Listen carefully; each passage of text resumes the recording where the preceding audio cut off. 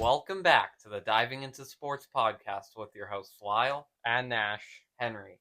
Let's dive into today's topic. So we got the 2025 Isco Championship at Hurstbourne Country Club in Louisville.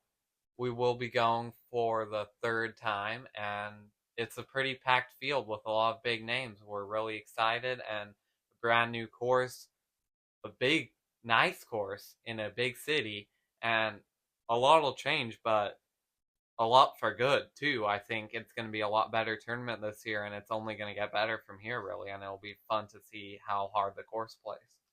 Yeah, I mean, it's a really cool event as it's one of only a couple events the entire year that's co-merged between the DP World Tour and the PGA Tour. Barracuda is the other one, but obviously it's Stableford scoring. So it's a really unique event, and it's playing at this new course in Louisville, which is really highly touted, and it ends with a par three. So it's a really unique finish with the clubhouse looking back in the background. It's going to be a really fun weekend. There are a lot of interesting names playing great lately on both European and American tours to keep your eyes on. Yeah, I mean they've had the Kentucky Open there before. It's no joke. Like this course is one of the biggest ones in Kentucky, not just uh difficulty, but the caliber and quality of it too. It's really a nice course. The bunkers look awesome. I've seen them preparing it. It looks like it's in great shape. And they've also, of course, held some of the pre-round stuff at Valhalla Golf Club. I mean, it's a city that's right. They held a major. That's hosted a major before, so it's definitely a bigger. They're moving to a bigger city for sure. So attendance might reflect that. We'll have to see, but definitely a pretty big change this past year. So we'll be going for rounds 1 and 2. It's our first time going on Thursday and Friday this year. The Thursday and Friday tee time stretch from 6:45 all the way to 2:22. That is a long time. That is a packed day. That is a lot of golfers, and quite honestly, the biggest, most interesting group of people on in professional golf the whole year. The most diverse and the most interesting. It's an awesome tournament, but especially this year, there's some really cool names. Yeah, I mean, a lot of the DP World Tour players, some have been invited via top 10 finishes at the International Open in Germany, but also there are names that have just been playing really well over in Europe, but obviously haven't seen a PGA Tour tournament in years. I mean, there are guys that haven't played in up to 5-6 years in any event on the PGA. So to have them coming to America, even just for one event, makes it definitely a standalone kind of field. But there are some names to keep an eye on that have been playing well on the PGA Tour as well lately. Yeah, so we have names like Michael Thorbjornsen, young stud. I mean, he was an amateur playing well, and now he's top 110 on OWGR. And even though he missed the cut last year, look for him to have a great week this week. Did pretty well at the John Deere last week. Then we have someone like Emiliano Grillo. I mean, he went to a playoff last week. He's playing in Isco. This is, I mean, for an alternative PGA event, it is about as high class as it gets, considering the opposite field event, the Genesis Scottish Open, which has the majority of the top 100 players in OWGR.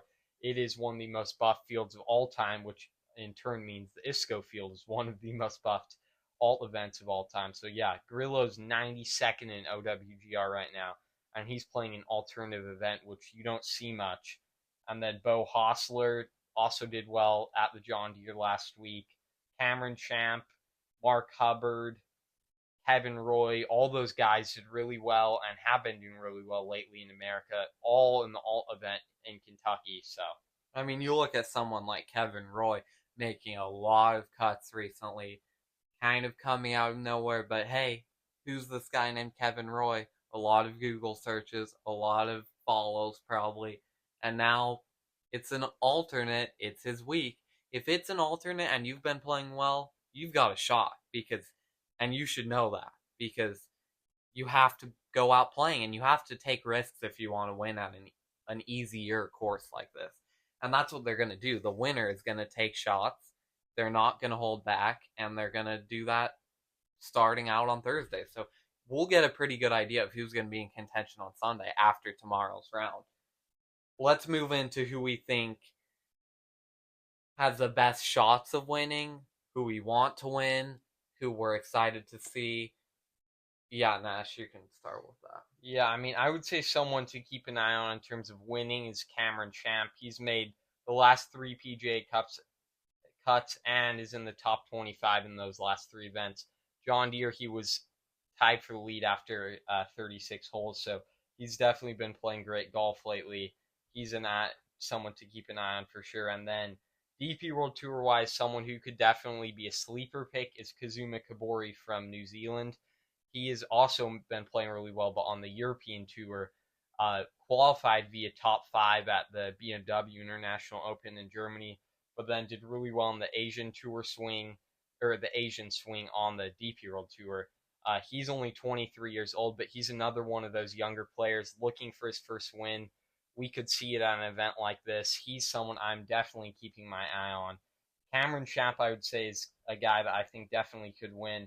Thor Bjornsson's the kind of the betting favorite. Him and Grillo. It's pretty rare that you have the betting favorite ultimately win. At least it seems so. So I don't think he's going to win. Was it Scotty I mean, Scheffler? he actually didn't even make the cut in Kentucky last year, even though it was a different course, of course. But I don't think he's going to really finish up there. Bo Hostler is definitely someone also I'd keep an eye on to do well this week. He seems to always play well in this kind of style of event in the Midwest areas. Uh, he hasn't won. I don't believe so. He's ever won on the PGA Tour. I don't think so, but he's him and Cameron Champ. I would say are the two guys to win that I would keep an eye on, and then Kobori, of course, as a sleeper pick. Well, then moving over to me, I'm getting roll with my boys, Harry Higgs and Kiradech Barnrot. They're both in the field this week. I would like to say they're my winner picks too, but realistically, I will say Kiradech has a lot better shot than Higgs. Higgs has struggled this year. I wish that wasn't the case, but other than the Myrtle Beach Classic, which he almost won, Kiradech putting on a show on the DP World Tour, still not as good as he has been in the past, but still pretty good.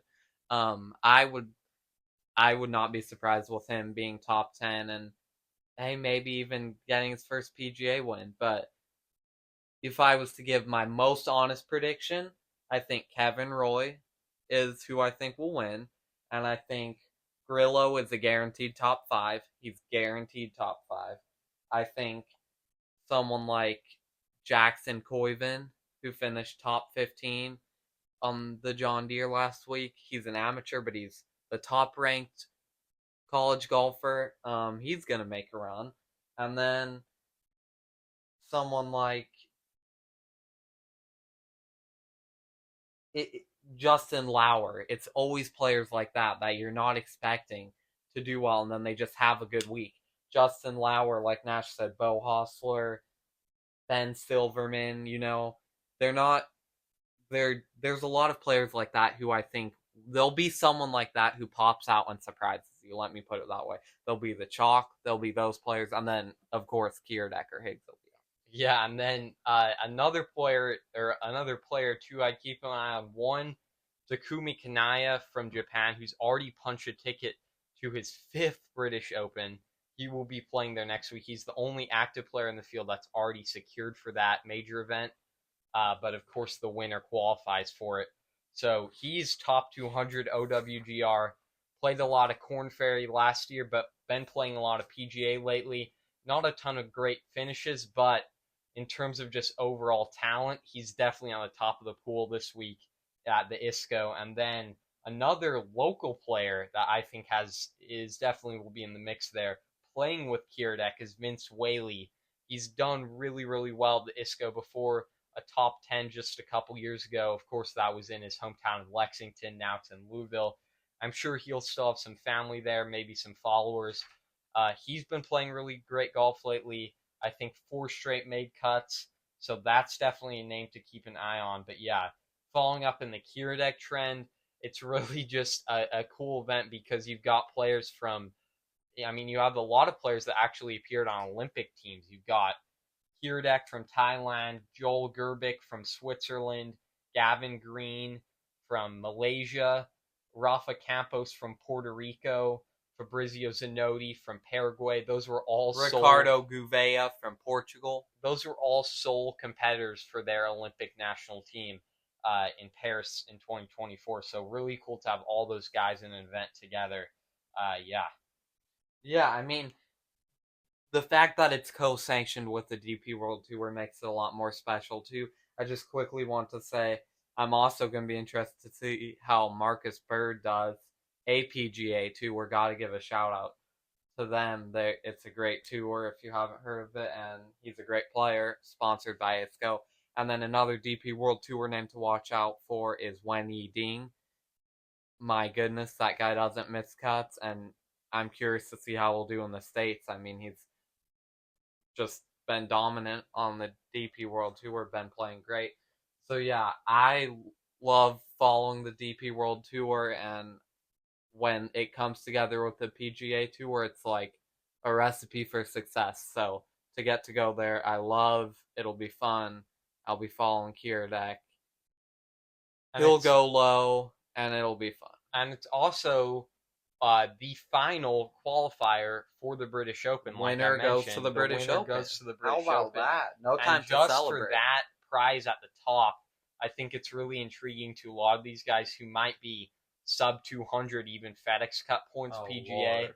Just looking at that prize at the top, I could be playing in a major tournament next week.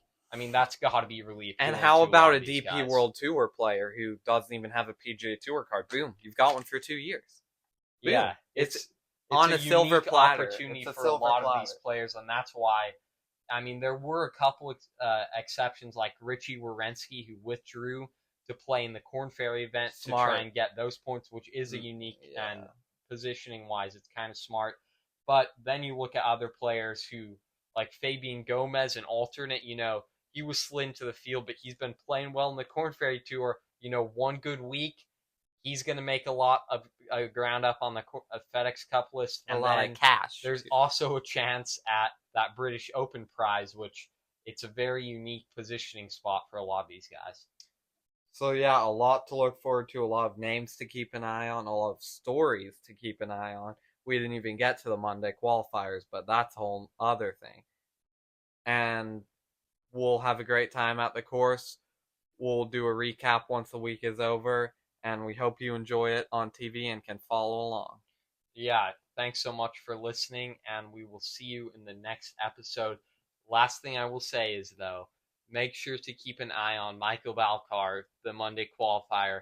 He's a club pro from Toledo. He drove 5 hours just to play in the pre-qualifier, got through that, then got through Monday qualifier. First appearance in a PGA event. Very unique player in this field. We will definitely be keeping an eye on him.